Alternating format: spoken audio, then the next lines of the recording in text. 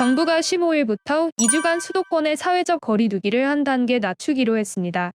그러나 5인 이상 사적 모임 금지는 그대로 유지하기로 했는데요. 다만 직계 가족의 경우 5인 이상의 모임이 가능해집니다.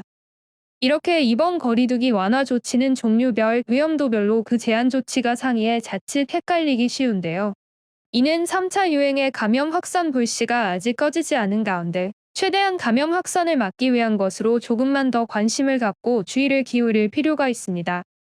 그럼 앞으로 2주간 수도권의 제한 조치는 어떻게 달라지는지 정리해 보겠습니다. 먼저 이번 완화 조치로 수도권 내 영화관, PC방, 학원 등 약 48만 개소의 운영 제한 조치가 해제됩니다. 특히 학원의 경우 시설 허가, 신고 면적에 따라 두 가지 방식으로 운영됩니다. 신고 면적의 8제곱미터당 1명으로 인원을 제한하거나 학생 간 좌석을 2칸 띄운다면 운영 시간 제한이 없습니다. 반면에 면적의 4제곱미터당 1명으로 인원을 제한하거나 학생 간 좌석을 1칸 띄우기를 선택하면 오후 10시까지만 운영할 수 있습니다. 식당이나 카페, 실내 체육시설, 노래 연습장, 파티룸 등은 기존 오후 9시에서 오후 10시까지 1시간 운영이 연장됩니다. 오후 10시 이후에는 포장이나 배달만 가능합니다. 약 3개월 동안 영업을 못했던 클럽, 헌팅포차 등 유흥시설도 핵심 방역수칙 준수를 조건으로 오후 10시까지 영업이 허용됩니다.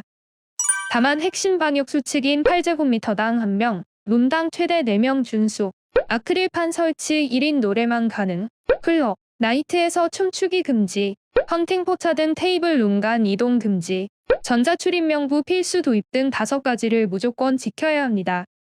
헬스장 등 실내 체육시설의 경우도 전체 면적 기준 4제곱미터당 1명꼴로 동시간대 이용 인원을 제한해야 합니다. 줌바, 스피닝, 에어로빅 등 격렬한 GX류 프로그램 운영과 샤워실 이용도 가능합니다. 실내외 풋살장이나 축구장, 야구장도 시설 관리자가 있을 경우 5인 이상 모임 금지 예외가 적용돼 경기 개최가 가능합니다. 영화관이나 공연장의 경우는 좌석 1칸 띄우기 또는 동반자 외 좌석 1칸 띄우기로 운영이 가능하며 스포츠 관람은 정원의 10%만 입장, 관람이 가능합니다.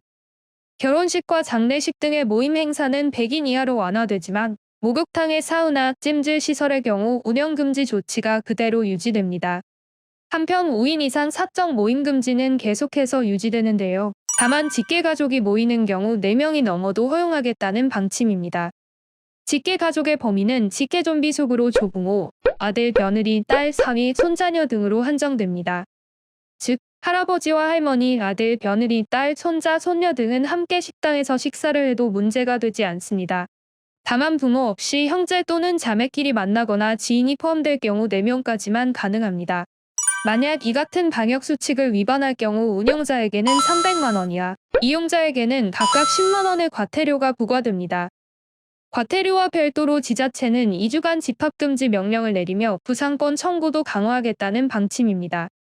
손영래 보건복지부 중앙사고수습본부 사회전략반장은 여전히 확진자 접촉 조사 사례를 확산하면 집단 감염보다는 개인 간 접촉이 우세한 양상이라며 설 연휴 이동량 증가와 다중이용 시설 운영 확대에 따른 영향이 금주부터 나타날 수 있다고 주의를 당부했습니다.